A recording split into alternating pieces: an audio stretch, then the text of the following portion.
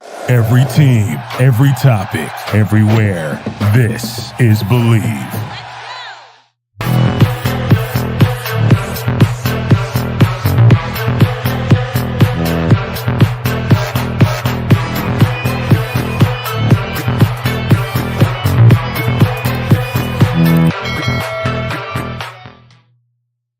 Hello, welcome to another edition of the Hoosier Football Tailgate right here on the Believe Network. I am the coach, Shannon Griffith. I thank you for joining me this evening on the, I guess you could say, pre-Big Ten Media Days that get kicked off tomorrow down in Indianapolis at Lucas Oil Stadium.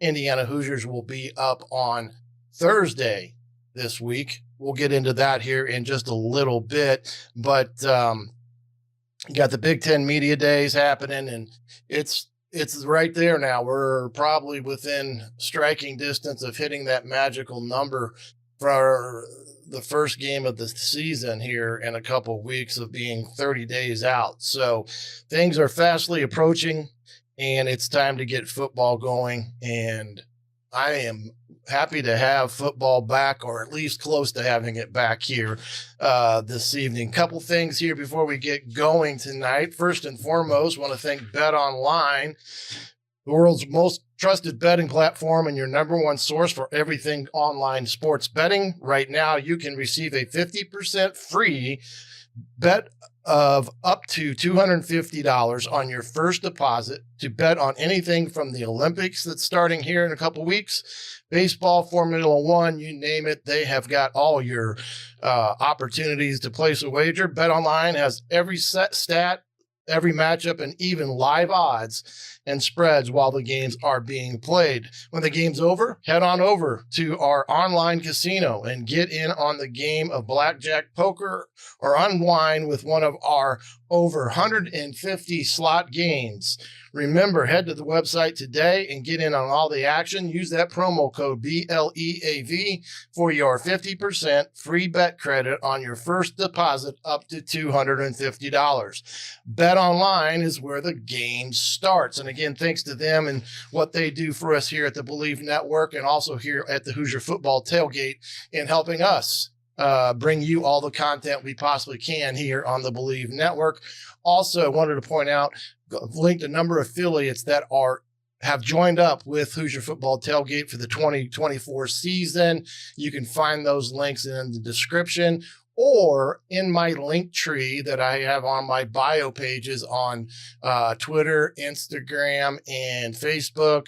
On YouTube, you can find all that information in the description box, but on other pages, just click on the link tree in my bio, and it will have all the available links to those affiliates. Also started a website where we're going to have everything put on there for you, make it a little bit easier. HoosierTailgate.com. That's HoosierTailgate.com.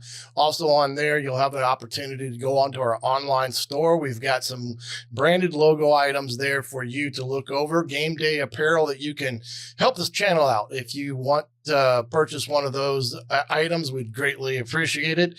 But that is at HoosierTailgate.com for all your game day apparel items, as well as information from everything from the last video updates to also other videos. And also, if you want links to the podcast platforms that you enjoy watching, you can pick up there as well.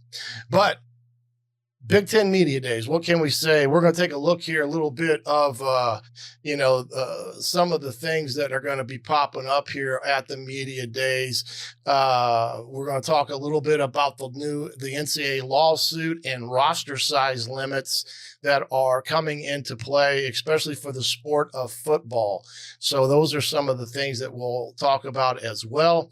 Also, who is IU going to take down to Media Days? We'll talk a little bit about that, talk about some of the top games in 2024, as well as some of the playoff qualifications this year in the Big Ten, as well as all of college football. What is it going to take for you to get into the magic number of 12, and there's no uncapped limit to how many teams from a conference the College Football Playoff Committee would take into the playoffs. So some very interesting items there to discuss. New rule changes for the 2024 season. I know we've kind of discussed some of these two big ones over the course of the last 6-7 months, but just to remind you what's on tap with all that, as well as some of the big games that are going to happen throughout the season, regardless of Indiana's next opponent.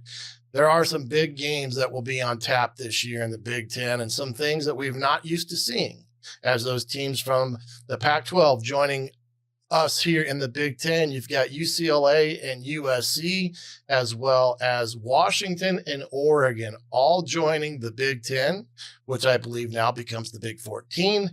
But we'll talk a little bit about that here in a few minutes as well. But, really, a lot of this stuff is coming to the forefront as we talk about some of the different categories that we're going to see here. Get up the media schedule here that we're going to have for the Big Ten Media Days here, starting on Tuesday. Let's get some of that out of the way. Again, you can catch all this broadcast live on the Big Ten Network or the Fox Sports app. You got 3 days starting on the 23rd and all the way through to the 25th. The first day of festivities kicks off at 11:30 in the morning on Tuesday, the 23rd, Illinois, followed by Rutgers, Wisconsin, Northwestern, Purdue, and Ohio State. Now, remember last year, Northwestern was not there as a school. That was when all of Coach Fitzgerald's situation happened up there, and they were not represented at Big Ten Media Days last year. But these are all returning members of the Big Ten. But again, that all kicks off at 11:30 on Tuesday morning, July 23rd. Then on the second day, this is who is going to be in attendance on that first day, which I think is always good here, to see who they bring. Not all coaches bring what they would refer to as their star player. Some choose not to do that for a variety of reasons. But interesting, Illinois is bringing Bryant, the wide receiver, Coleman, outside linebacker, and Jackus, outside linebacker. Then from Northwestern, Dave Braun removed the interim tag, insert the true head coach of the Northwestern Wildcats. Interesting situation up there. They're building their brand new stadium. It's 2 years away.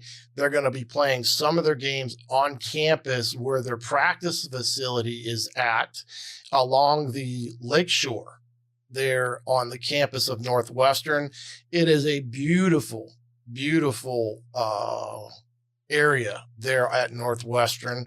Been on the campus several times. I'm anxious to see two things. One, how they set it up, because I think it's going to have one of those very close feeling type of venues. And then how they accommodate all the things with coaches, press boxes for coaches and all the dignitaries and things like that. But Northwestern, unique situation heading into the year. They're bringing in Henning, Mueller, their linebacker, and Cam Porter, the running back, pretty darn good players as well. Ohio State, those three guys there, they just, Ohio State just reloads in a lot of ways. Now they lose Harrison Jr., who was a big product of their offense, and starting in a little bit of uncertainty who their quarterback is going to be. Boilers in attendance that day. Second year for Coach Walters, bringing in Hudson Card, the returning quarterback, Hartwig, the O-lineman, and Jenkins, the linebacker.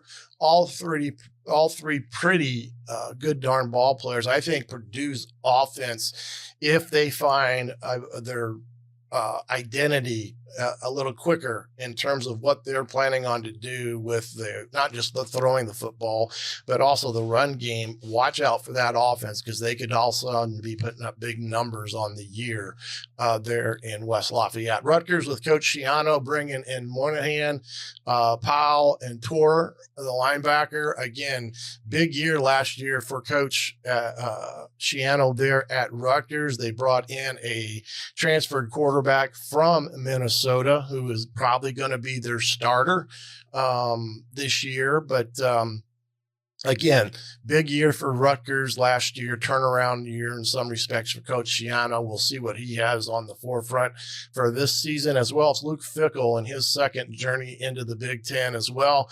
Chaney Nelson and Wooler, the safety, all big-time players. Again, Wisconsin, year in, year out, you've got to be accountable for what Wisconsin brings to the table as a football team, because they're going to bring high energy, and they're going to bring a little bit of toughness in their run game, is what they've been displaying for the past few years. Now, they've adjusted some in what they do offensively, but you can always suspect that Wisconsin is going to have a pretty darn good football team anytime you have them on the other side of the sideline. Now, second day on the 24th, well, you get some new blood, and UCLA kicking it off at 11:30. Again, remember, all these media days will be broadcast on the Big Ten Network or on the Fox Sports app. I'm sure you can catch replays, but if you want to set your DVR to tape it, then you'll have the opportunity to do that as well. Iowa coming in at 11:45. Michigan State, new head coach there as well. USC, Coach Riley. Be interesting to hear what he's going to have to say this year. You got to feel that he is on the proverbial hot seat already, getting into a new conference, and basically a defense last year that was just non-existent for some games. Nebraska, and then Penn State, the new home for the coach Tom Allen, the defensive coordinator there for Coach Franklin. There's some interesting dynamics surrounding that one when the Hoosiers line up against them. But right now, kicking off that day with Iowa, Higgins, Lachey, the tight end, and Schulte, the quarterback. Tim Lester, the new offensive coordinator there for Iowa, kind of come out of nowhere. I've known Timmy for a number of years. He was playing at Western Michigan as a quarterback when I was at Ball State coaching. Heck of a ball player, heck of a darn good football coach, even better as a true quarterback coach, offensive coordinator. It'll be interesting to see what he can gel together there at Iowa. But that was a very surprise hiring and took a lot of people by surprise, as Tim had been a head coach at Western Michigan for a number of years before being let go. He was an assistant on the staff at the Green Bay Packers. Coach Ferentz decided to give him the keys to the Cadillac, and we'll see what he can put together at Iowa. They've got talent, and they got a big physical offensive line. It's just a matter of finding that continuity and being able to do more than just run the football.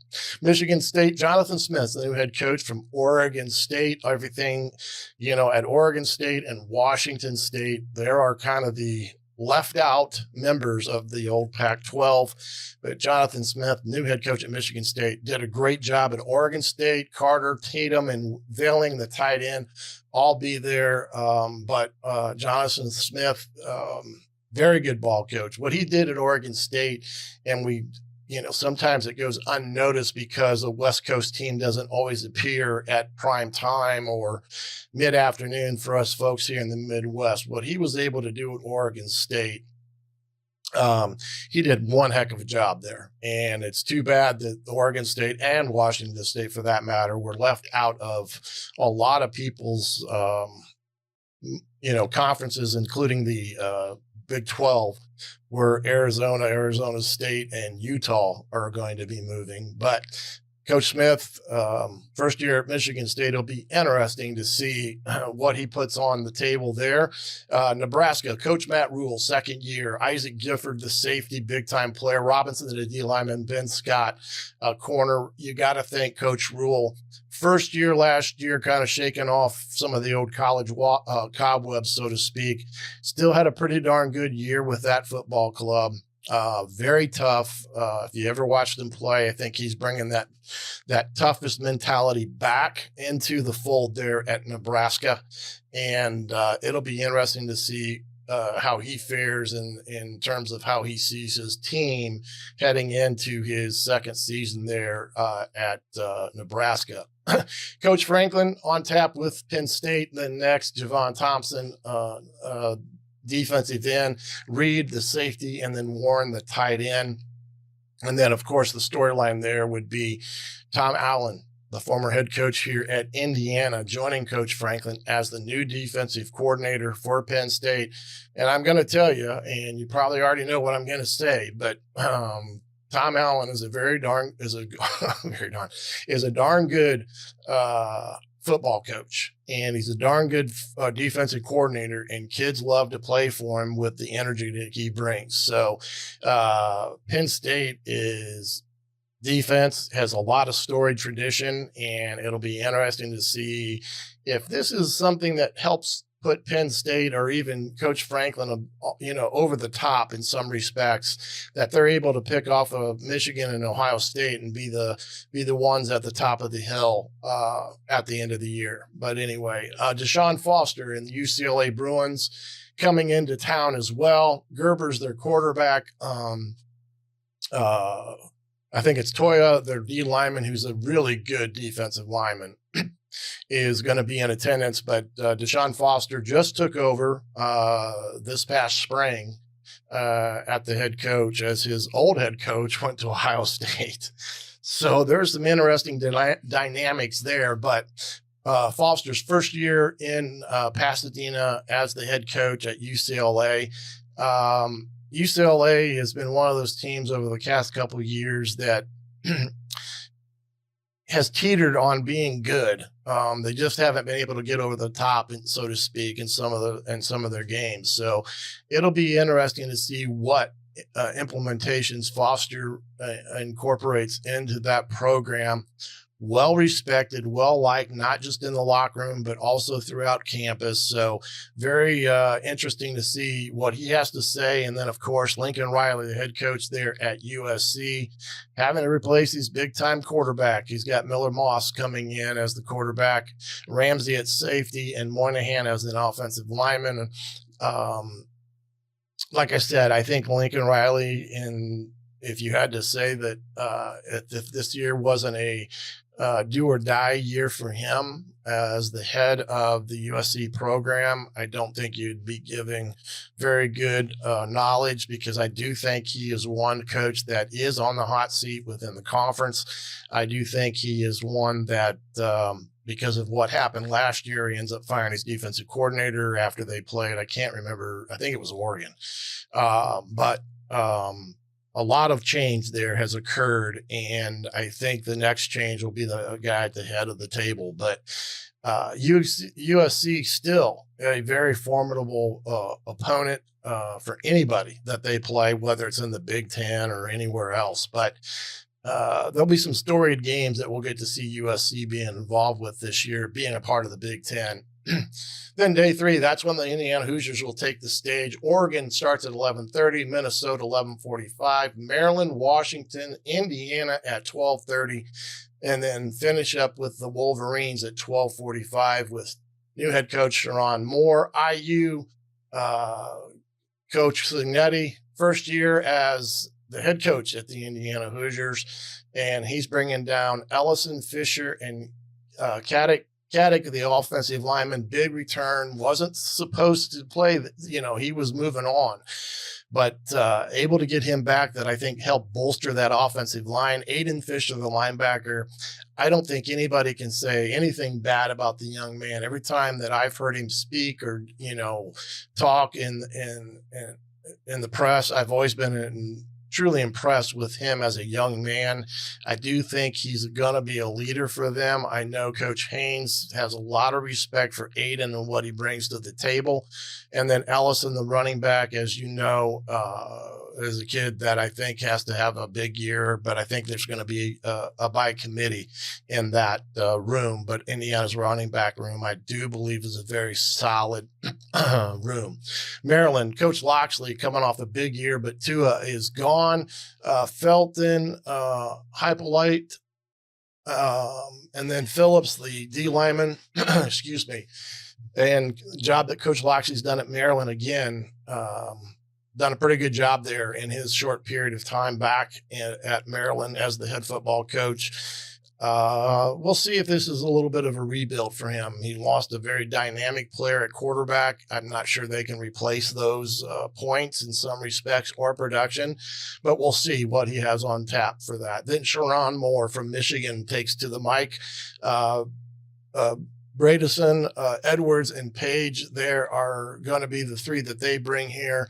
Coach Moore ascended to the head coaching position after last year's national championship. Coach Harbaugh taking off and going to the Chargers out in L.A. Did take Jesse Minner. That will be a big loss for them, but he did bring in Wink Martindale, NFL career veteran, so to speak. I know Wink way back in the day when he was coaching, I think it's Cincinnati, but very capable defensive coordinator to lead that defense there.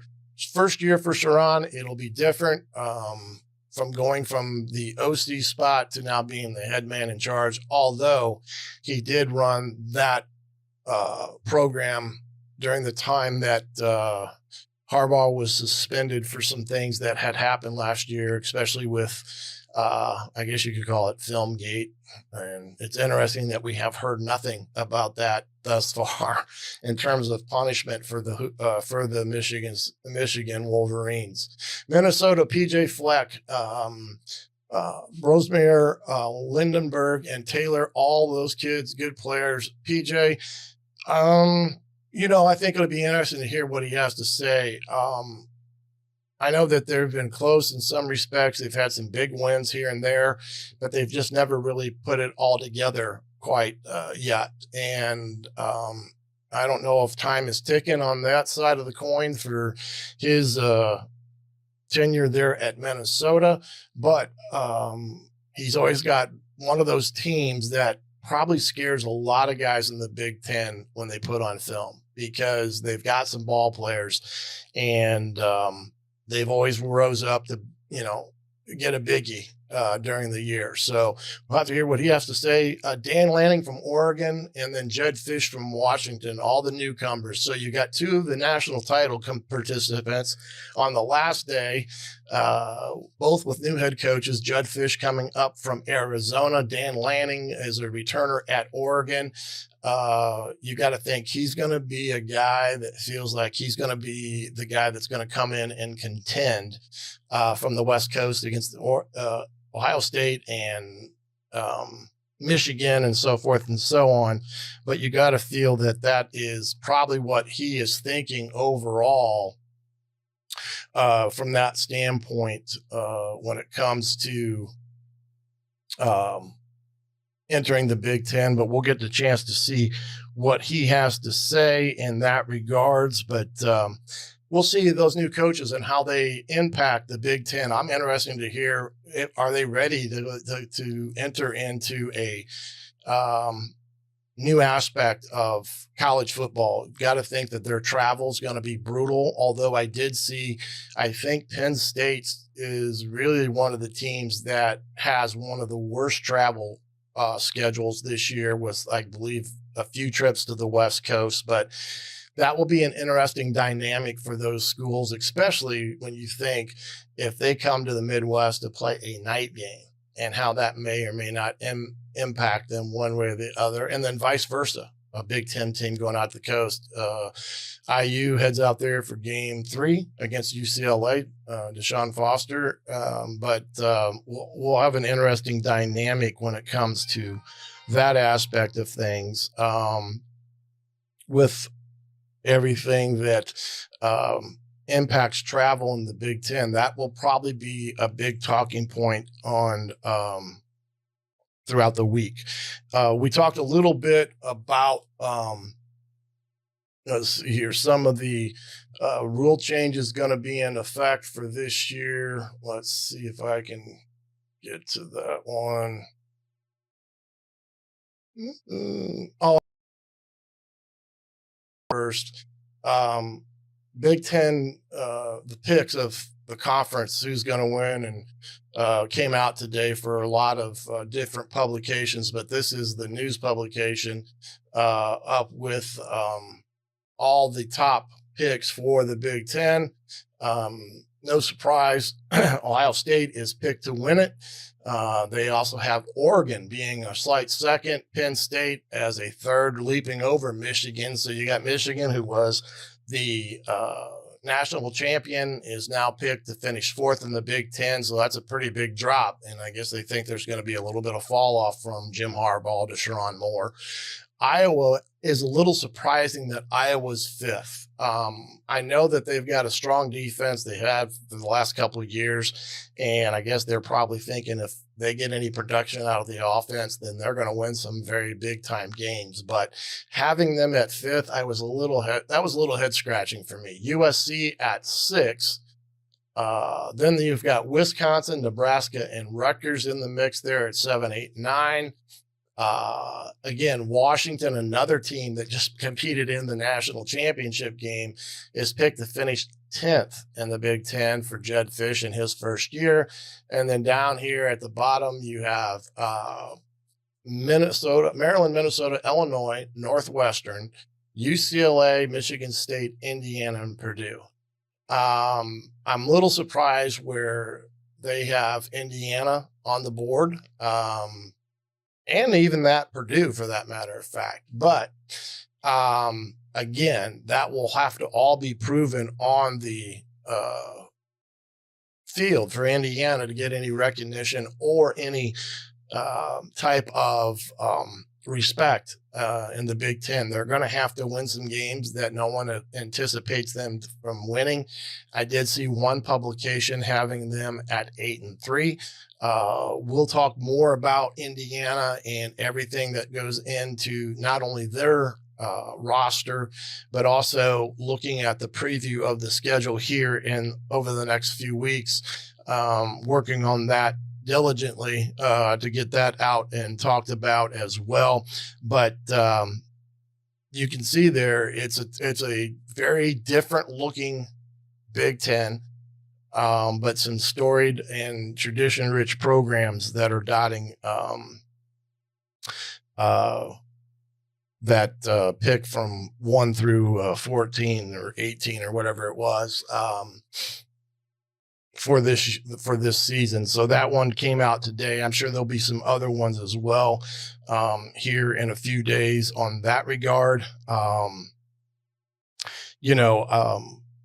I was talking there for just a second about the new teams, USC, Oregon, Washington, UCLA, seeing how they adapt to Big Ten football. I think that's going to be a interesting dynamic when you think about those type of things, is how that all plays a part in everything.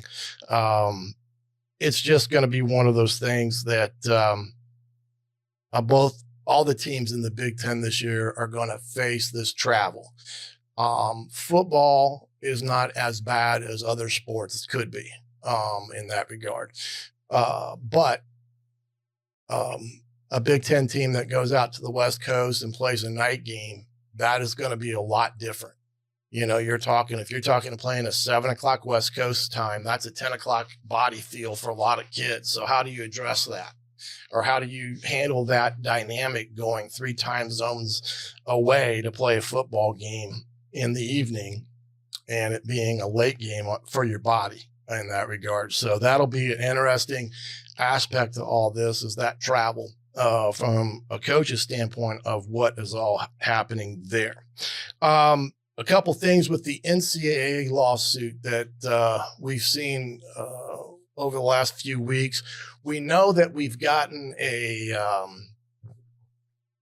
a kind of an agreement on the settlement between the NCAA and the people that have brought this lawsuit on behalf of student athletes from that standpoint. The judge who is assigned to that case is to look at this agreement this week to either give it a thumbs up or a thumbs down.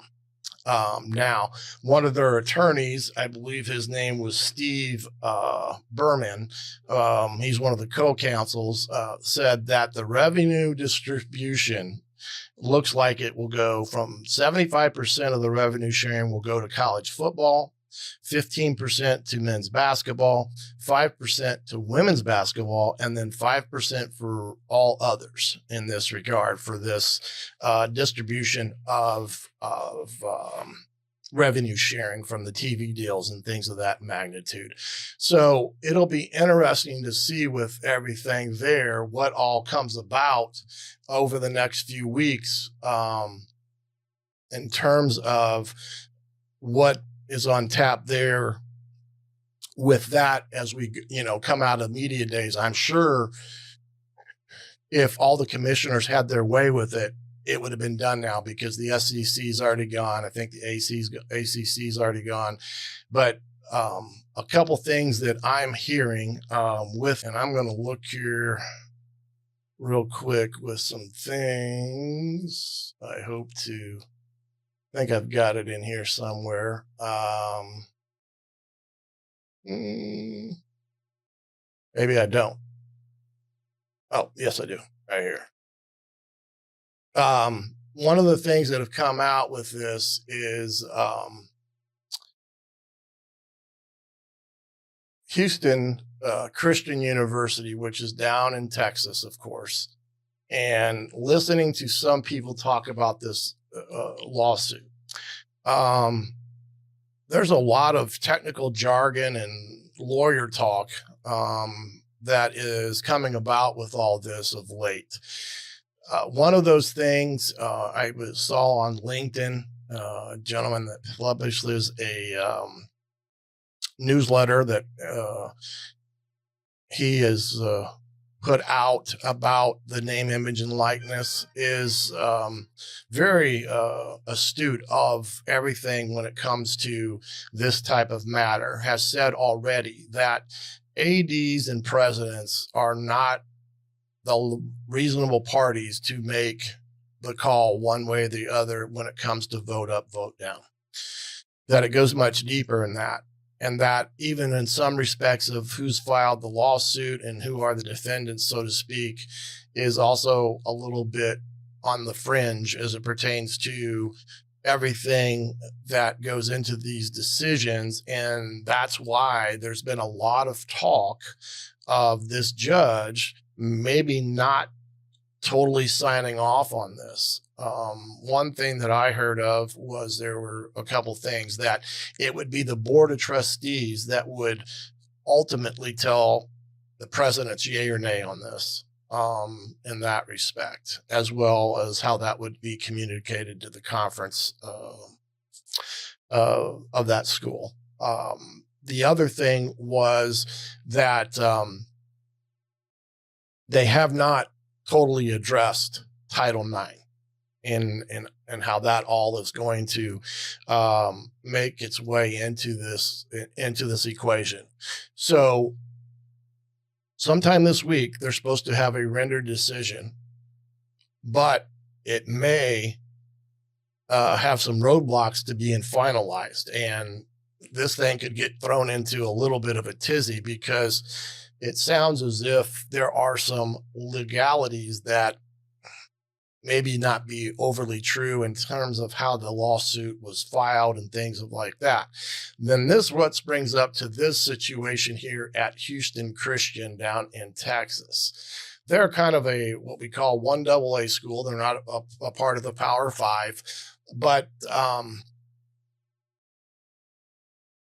they basically said that they weren't represented in this lawsuit and they don't have the means necessary to absorb a $3 million settlement in terms of a school that has to take that on. they feel that in this regard that it ultimately turns over to about 990 million over a 10-year period, about them denying NIL money.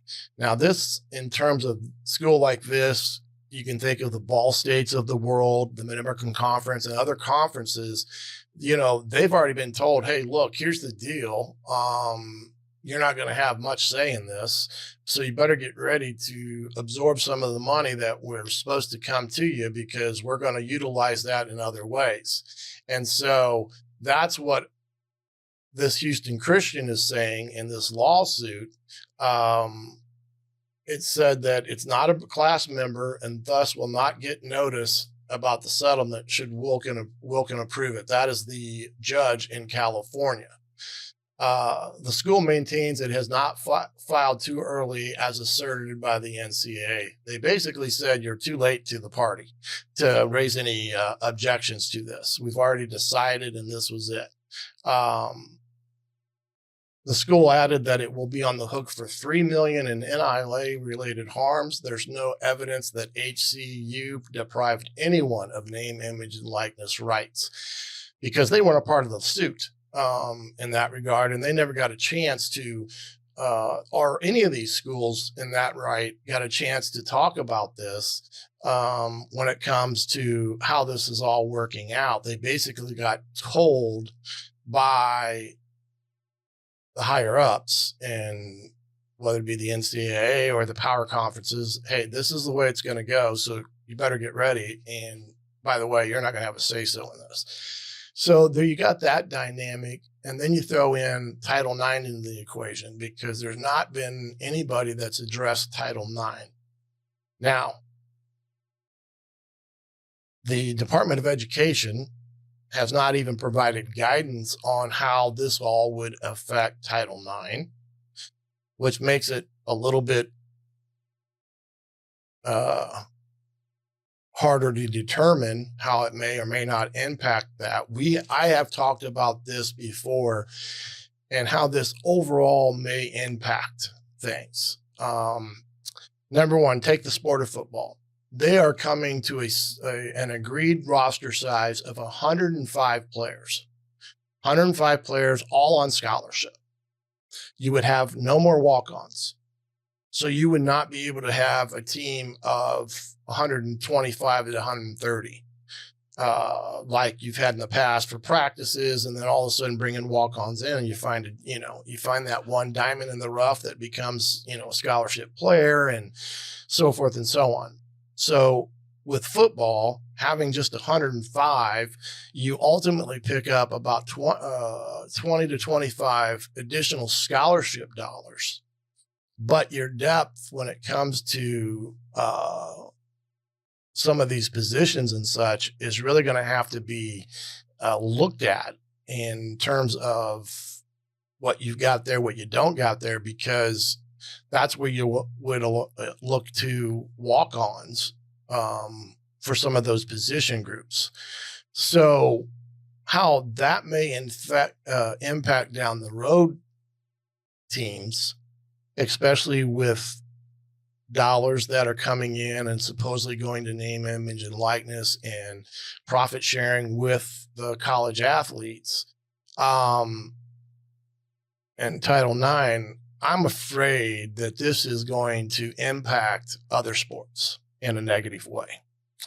I don't think it's going to be a positive, because I look that you're going to see a lot of schools ultimately reduce the offerings of what they can provide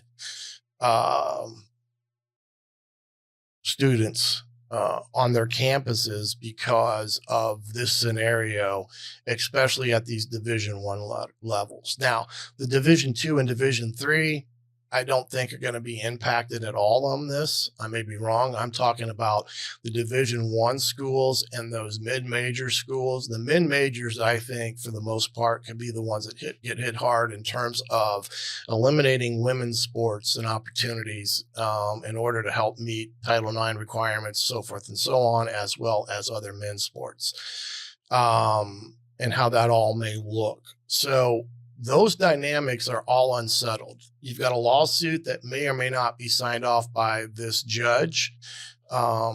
She is one of those judges that people have said is a little bit off the wall in some of her rulings in terms of some of the summaries that she's given. I don't think there's a lot of, positive vibes that this is going to be a thumbs up for all the way through. So we may come out of this and not even know where this all goes. It may be a half truth or whatever. And then if this HCU situation lawsuit gets into it, then you've got something that ultimately impacts it because it addresses the mid-majors in terms of their responsibility in terms of absorption of television rights and deals and how that may impact their campuses for student athletes. And they're saying that they were never represented, so they never got a chance to voice their concerns. So that's kind of where you're at with that right now. I just think for the most part, when it comes to name, image, and likeness, it's just gonna run as is for the time being. I know that Indiana's collectives have done quite well over the summer with everything that they've been able to put together and put packages and things of that together for not only all their athletes, but football and basketball per se. So things in that arena have gone well for Indiana to this point. It has to continue because you're in a conference that is one of the best conferences in the nation, and you got to be on as much of the same evil playing field as humanly possible from that standpoint. So I thought that was interesting in that regard. Talking about that aspect of things, also looking at this. The other thing that I picked up on that I thought was pretty interesting, and excuse me because this is a Ohio State website, but there was this thing put out about some of the top games that go from day one to day two, or week one to the end of the year that come up. You've got August 31st being the first games taken off of the college football season. That is 40 some odd days away. If I'm not, let's see, what is 22nd? Yeah. Well, not even that. Yeah, about 40 days in regards. But anyway, you got North Carolina and Minnesota on a Thursday night. That's the first game for PJ Fleck for the 2024 season. That is not an easy game. You got Florida International and Kurt Cignetta's first game against Indiana. We'll talk about that as we go on. UConn, Maryland, Fresno State, and Michigan. Let's see, that's pretty much it. Penn State, West Virginia. That will be a pretty good ball game in the sense to get a feel for what they're all about.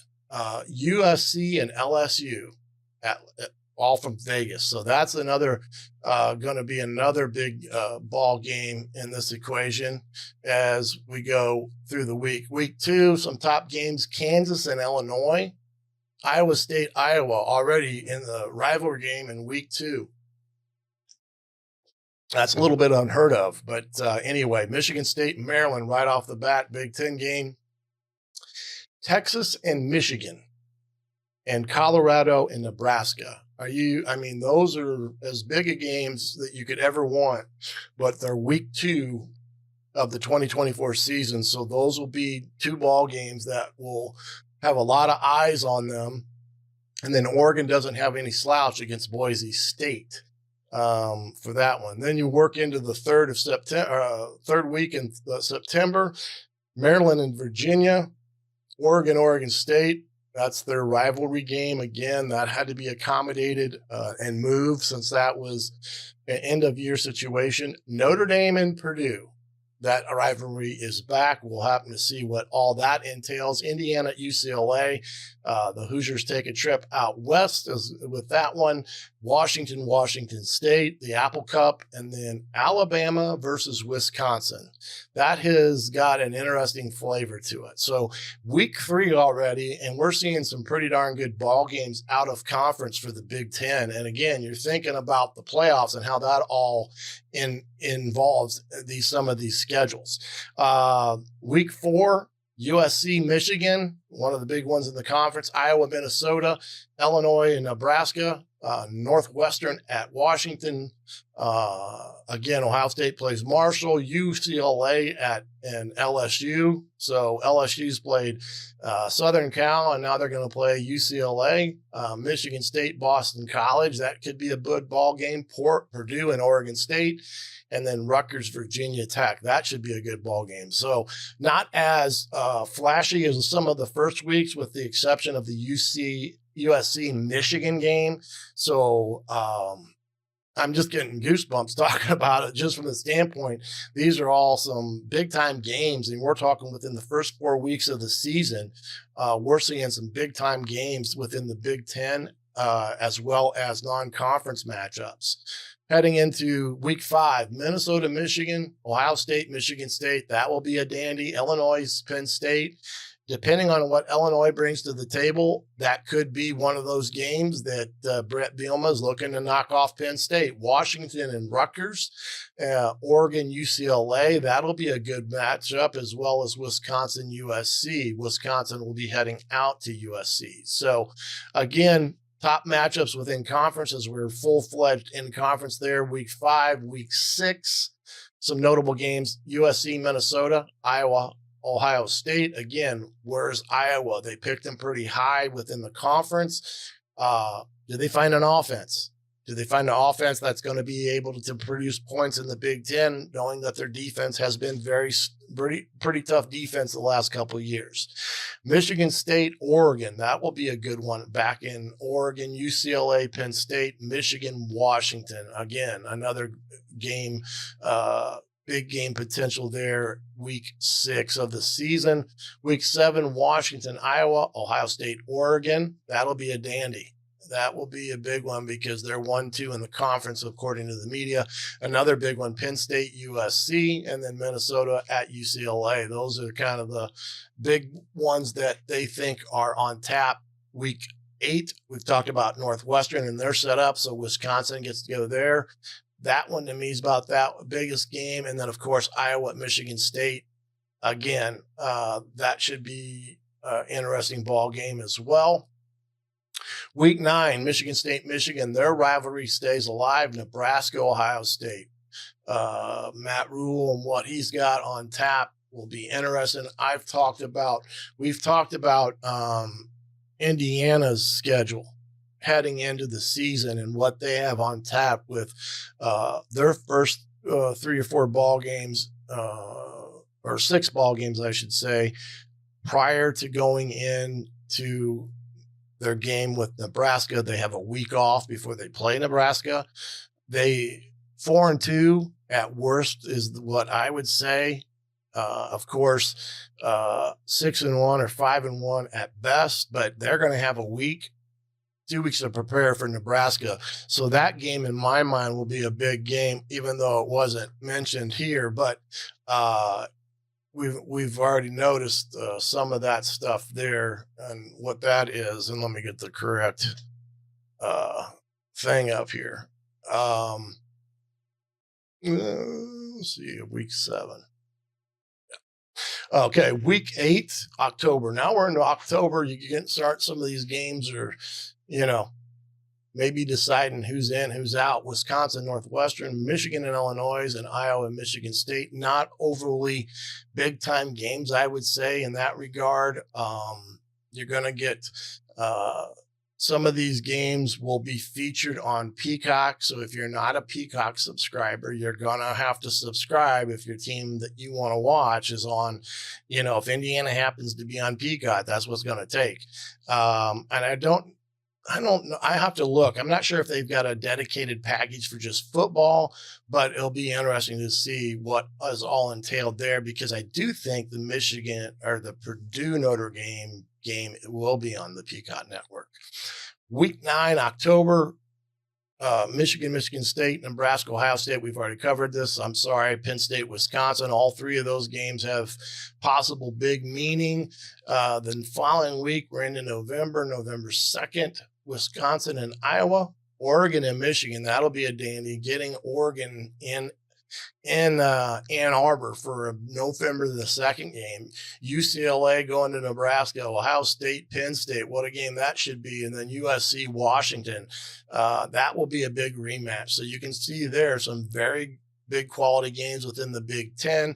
And of course, the Hoosiers not to be left out in all this. Their games are also each and every week are going to be an interesting dynamic, being that it's Coach Cignetti's first year. Week 11, Washington and Penn State, Iowa, UCLA, Purdue, Ohio State. And we know what Purdue and Coach Tiller did many times to the Buckeyes throughout those years, is finding ways to knock them off. And if they're going to be a threat, it'll be interesting to see if they can get one there. Week 12, you got your Ohio State, Northwestern, Nebraska, USC, Oregon, Wisconsin, UCLA, Washington, as we head into those final weeks of the season. Coming up with that next week, which is the 23rd, right there before the Thanksgiving aspect. Northwestern, Michigan, Wisconsin, Nebraska, USC, UCLA, Penn State, Minnesota. Again, that's one of those games that you kind of have to have an asterisk on, because Minnesota has found ways to tip up some teams this year or in the years past. And then, of course, that final week of the season, Nebraska, Iowa, Michigan, Ohio State, Washington, Oregon, and then Notre Dame and USC, another traditional game that the Big Ten is going to be a part of this year in 2024. So you can see pretty much with everything there that we're going to have some great football in the Big Ten alone as we kick off the year, non-conference, in-conference, you name it. There's going to be a lot of big-time games that are going to be played throughout the year in the Big Ten. And I think it's going to be one of those seasons where, there may be some key moments, key upsets. We'll talk about Indiana's schedule at another date, as well as looking at them as a football team on paper, what they have, what they don't have. Did they meet the objectives of the offseason, especially during the spring period of bringing in what they needed in the defensive components of the room? There's a lot of publications say they did. I happen to agree with that. The PFF, which is a scouting grading platform, had two position groups, I believe, that were Indiana was in the top 10 in the country, secondary and wide receiver. So we'll talk about that, position groups and things of that matter. Again, preview for the Big Ten, big time, big week upon us here, starting tomorrow down in Indianapolis. Remember, you can catch all that in the mid-mornings that's kicking it off on the Big Ten Network or Fox Sports app. I will be down there. Look for me joining my good buddy Jim Coyle from the Indiana Sports Beat Radio on Thursday, around 8:45, 8:50, as we talk what to expect from that day and maybe recap some of the previous days down there on campus. I'll have my own little recap that I bring back to you guys, as well as those follow-up videos with the season on tap for the Hoosiers in terms of their schedule, and ultimately what the Hoosiers look like on paper and who they got, who they don't got. Those will be down the line. But first and foremost, thanks for joining. Again, me here today, or this evening here on the Hoosier Football Tailgate. Please consider subscribing and leaving a review or comment on the podcast pages or YouTube. Much appreciated for those that have done that already. I believe that's been very beneficial. Thanks again to Bet Online. Remember that promo code BELIEVE, BLEAV, TV for that bonus, welcome bonus, $250, up to $250 on your first opponent to bet. And also remember our affiliates that have joined up with Hoosier Football Tailgate. You got Pit Boss, the grills, the Louisiana, the grills. They got some great tailgate items. I can tell you that right now in terms of the smaller fashion that you want to look at. Jackery, a solar generator system. They got a 50% off deal right now going on that I also think would be a great tailgating thing, because you can keep your batteries charged in terms of providing electricity to all your other aspects that you have there at the tailgate. You have them. Fans Edge, they have and Fanatics, they both are a part of the Hoosier Tailgate. They have dedicated stores to your Indiana Hoosiers. You can get all the apparel that you want through them. Again, the link is in the description on YouTube or in my link tree. Of course, there's others there. And remember, HoosierTailgate.com. That's right, HoosierTailgate.com. On there is a button that you can hit that will take you to the online store where you can get all your game day apparel logoed with Hoosier Football Tailgate, t-shirts, hoodies, pullovers, beanies, you name it. Got you all taken care of from August through November right there on my website, HoosierTailgate.com. Remember all the affiliates. If you do buy something, I do receive a commission. That's to be as transparent as possible. But I want again, thank you for joining me here. Logoed with Hoosier Football Tailgate, t-shirts, hoodies, pullovers, beanies, you name it. Got you all taken care of from August through November right there on my website, HoosierTailgate.com. Remember all the affiliates. If you do buy something, I do receive a commission. That's to be as transparent as possible. But I want again, thank you for joining me here this evening. And again, with the support of Bet Online and those other individuals that I've talked about, really thankful for what they do here for me. Remember, Thursday, the Hoosiers are up Thursday at 12:30. I will be down there with Jim Coyle prior to that to talk a little bit about that. So you can catch that on Indiana Sports Beat Radio live in the mornings on YouTube or at radio stations near you.